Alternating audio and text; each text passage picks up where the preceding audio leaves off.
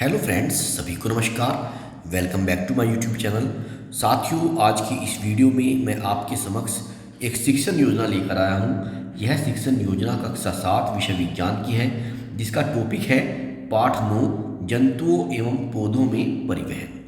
साथियों, वीडियो शुरू करने से पहले आपसे निवेदन है कि यदि आपने अभी तक मेरा यूट्यूब चैनल सब्सक्राइब नहीं किया है तो प्लीज़ मेरे यूट्यूब चैनल को सब्सक्राइब करें, जिससे आपको इसी प्रकार के अन्य वीडियो समय समय पर मिलती रहें। चलिए शुरू करते हैं आज की वीडियो और देखते हैं पाठ 9 की शिक्षण योजना।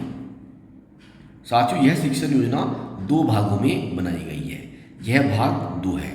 इसके बाद यहाँ पर भाग 1 लिखा गया है। ये गलती से PDF थोड़ा इसमें गलती हो गई। पहले इस पाठ का भाग 2 आ गया और फिर भाग 1। ये भाग 1 से शुरुआत करेंगे। तो इस तरह से टेबल बनाएंगे। एक टेबल में दिनांक, कक्षा, पाठ, विषय और समय होगा। इसके बाद लर्निंग आउटकम आ जाता है। बच्चे जंतुओं और पौधों के परिवहन को बता देते हैं। रुधिर की संरचना का ज्ञान कराना, ये हमारे लर्निंग आउटकम हो गए हैं। प्रकरण पाठ 9 जंतुओं एवं पौधों में परिवहन। इसके बाद सहायक सामग्री, विभिन्न प्रकार के चित्र और अगला हेडिंग शिक्षण अधिगम प्रक्रियाएं और गतिविधियां। यहाँ पर आपको इस तरह से एक सारणी बनानी है। इसमें 4 कॉलम होंगे, क्रम संख्या, चरण, समय और आकलन के तरीके।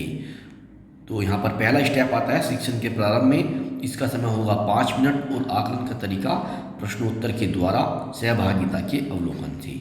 यहाँ पर कुछ बच्चों से क्वेश्चन पूछेंगे।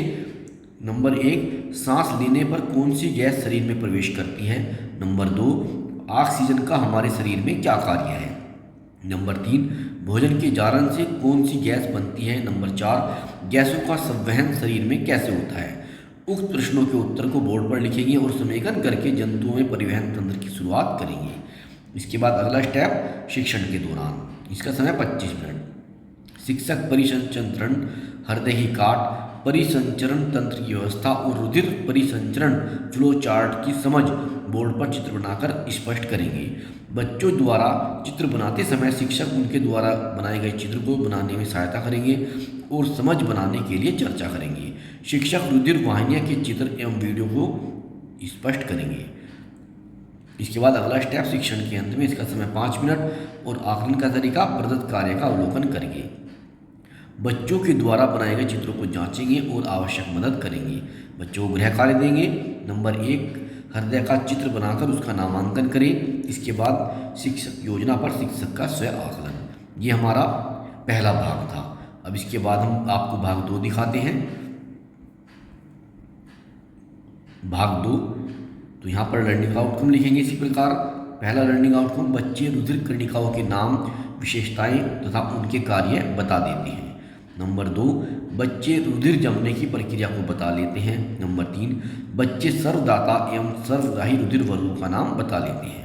नंबर 4, रुधिर की संरचना का ज्ञान कराना। इसका बाद प्रकरण है हमारा जीवों और पौधों में परिवहन। अगला हेडिंग शिक्षण अधिगम सामग्री, रक्त, सिरिंज, स्लाइड, सूक्ष्मदर्शी, चित्र आदि। इसके बाद अगला हेडिंग आता है शिक्षण अधिगम प्रक्रियाएं। यहाँ पर हमें 4 कॉलम बनाने हैं। पहला कॉलम क्रम संख्या का, दूसरा चरण, समय और फिर आकलन के तरीके। पहला स्टेप शिक्षण के प्रारंभ में, समय 5 मिनट और आकलन का तरीका प्रश्नोत्तर द्वारा सहभागिता के अवलोकन से। शिक्षण के प्रारंभ में रुधिर संक्रमण से होने वाले रोग की जानकारी अध्यापक वार्तालाप, कहानी, लेक्चर विधि से देंगे। शिक्षण के दौरान समय 25 मिनट। पहला पॉइंट, अध्यापक पाठ्य पुस्तक में दी गई क्रियाकलाप 12.1 द्वारा रुधिर की स्लाइड को दिखाएंगे। नेक्स्ट पॉइंट, अध्यापक रुधिर की संरचना को ब्लैक बोर्ड पर चित्र के द्वारा स्पष्ट करेंगे। नंबर 3, रुधिर के कार्य की समझ छात्रों के मध्य वार्तालाप विधि से स्पष्ट करेंगे। नंबर 4, रुधिर कैसे जमता है की अवधारणा को लेक्चर विधि द्वारा स्पष्ट करेंगे। नंबर 5, रुधिर वर्ग और रुधिर का आधान की अवधारणा लेक्चर विधि द्वारा स्पष्ट करेंगे। नंबर 6, रक्तदाब की अवधारणा अध्यापक प्रयोग प्रदर्शन विधि से स्पष्ट करेंगे। इसके बाद अगला स्टेप आता है शिक्षण के अंत में। इसका समय 5 मिनट। बच्चों को दिए गए कार्य का अवलोकन कर अपेक्षित निर्देश दिए जाएंगे।